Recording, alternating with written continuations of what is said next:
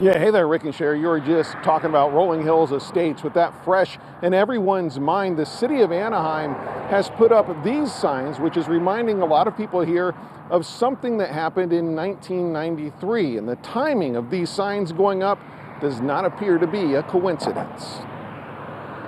Now in landslide risk area. That's the new message on signs posted on Serrano Avenue in Anaheim Hills on Thursday as a not so subtle reminder of what happened here 30 years ago when the land underneath some of the homes here gave way. After heavy El Nino rains in the early 1990s, we saw land begin to move down slopes and under homes, resulting in the evacuation of 50 homes, some damaged, others left to revert back to lenders. Really a very difficult time for these neighborhoods here 30 years ago.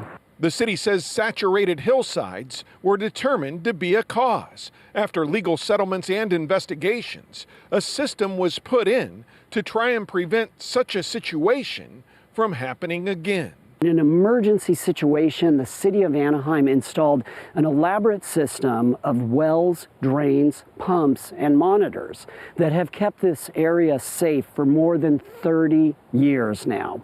Now, there is a question about the future of that system. While we built it, while we put it in place, it was actually turned over to an independent district representing about 300 homeowners in this area. And that's where those new, not so subtle signs come in. The city says the homeowners in that district, seen on this map, are in the middle of voting on whether or not to approve assessments on their properties to keep that pumping system funded.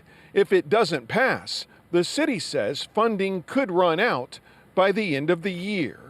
Minus the pumps, should we not have them in place, there is a very real concern about the water level rising to where it was in early 1993 and raising landslide risk for everyone who lives here.